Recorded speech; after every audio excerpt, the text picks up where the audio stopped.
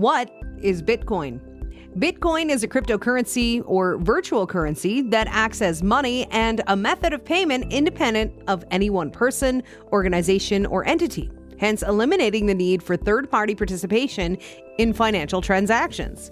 It is awarded to blockchain miners in exchange for their efforts in verifying transactions and can be purchased on numerous platforms. Welcome to Crypto Inquiry, where we are dedicated to providing you, the investor, and the crypto curious with factual information and topics. Our goal is to keep you informed to make educated and timely decisions and remove the fog of hidden information. Nothing is meant as financial advice, and always do your own research before investing. Here we are building a community to help each other stay informed and make the most of our financial gains. Satoshi Nakamoto, an unidentified developer or group of developers, presented Bitcoin to the world in 2009. It has become the world's most well-known cryptocurrency. Its prominence has sparked the creation of several new cryptocurrencies. These rivals try to replace it as a payment method or are utilized as utility or security tokens in other blockchains and new financial technologies. The domain name bitcoin.org was registered in August 2008.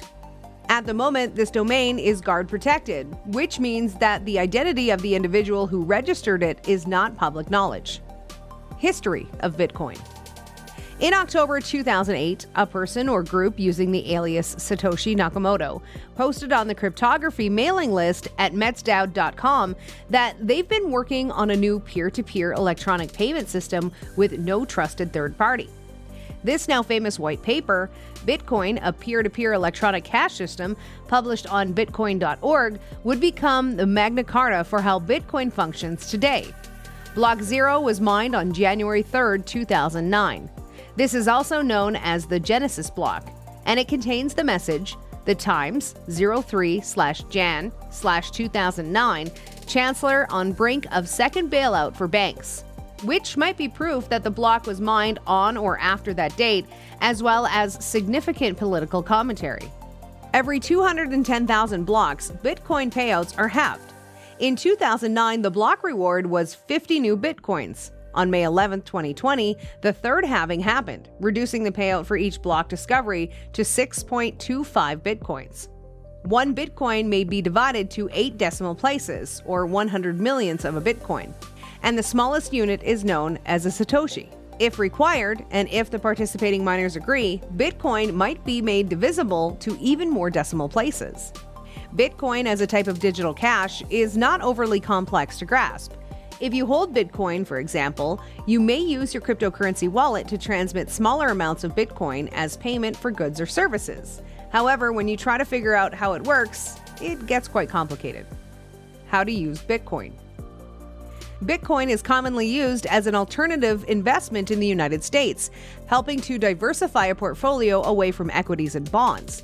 You may also use Bitcoin to make purchases, although just a few sellers accept the original cryptocurrency. Microsoft, PayPal, and Whole Foods are just a few examples of large organizations that take Bitcoin. You could also find that some tiny local stores or websites accept Bitcoin, but you'll have to look around.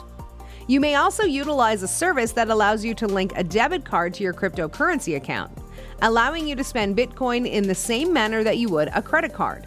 In most cases, this entails a financial service instantaneously turning your Bitcoin into dollars. People in foreign nations, particularly those with less stable currencies, utilize cryptocurrencies instead of their native money on occasion. Bitcoin gives users the ability to hold value without depending on a government-backed currency. It allows individuals to prepare for the worst-case situation. People are already flocking to Bitcoin in nations such as Venezuela, Argentina, and Zimbabwe, all of which are severely in debt. When using Bitcoin as a currency rather than an investment in the United States, you must be aware of specific tax considerations. How to buy Bitcoin. The majority of Bitcoin purchases are made through cryptocurrency exchanges. You may purchase, trade, and hold Bitcoin on exchanges. Starting an account is similar to opening a brokerage account in that you must authenticate your identification and supply some kind of funds, such as a bank account or debit card. Coinbase, Kraken, and Gemini are all major exchanges. You may also purchase Bitcoin using an online broker such as Robinhood. Regardless of where you purchase your Bitcoin, you will require a Bitcoin wallet to hold it. This is known as a hot wallet or a cold wallet. A hot wallet, also known as an online wallet, is stored in the cloud by an exchange or a provider. Exodus, Electrum, or Mycelium are examples of online wallet providers. A cold wallet or mobile wallet is a Bitcoin storage device that is not linked to the internet. Trezor and Ledger are two mobile wallet solutions. A few points to consider before purchasing Bitcoin. While Bitcoin is pricey, some sellers provide fractional Bitcoin. Fees, which are normally minor percentages of your cryptocurrency transaction amount, but can pile up on small dollar purchases, should also be avoided. Finally, unlike many other equity transactions, Bitcoin purchases are not instantaneous because Bitcoin transactions must be verified by miners. It may take 10 to 20 minutes for your Bitcoin purchase to appear in your account. How Bitcoin changed money. Secure communication. While the financial benefits of eliminating third-party middlemen and lowering costs are enticing, blockchain has more to offer. BitMessage, for example, uses peer-to-peer communications protocols similar to Bitcoin's transaction and block transfer mechanism to allow users to communicate messages across a secure network.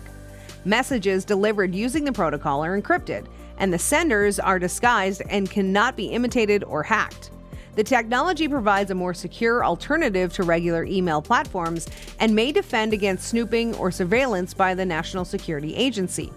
Twister, a peer-to-peer microblogging network built on comparable protocols, aids in censorship prevention, while end-to-end encryption on direct messages aids in espionage prevention. Smart property. Another use for the blockchain would be smart property.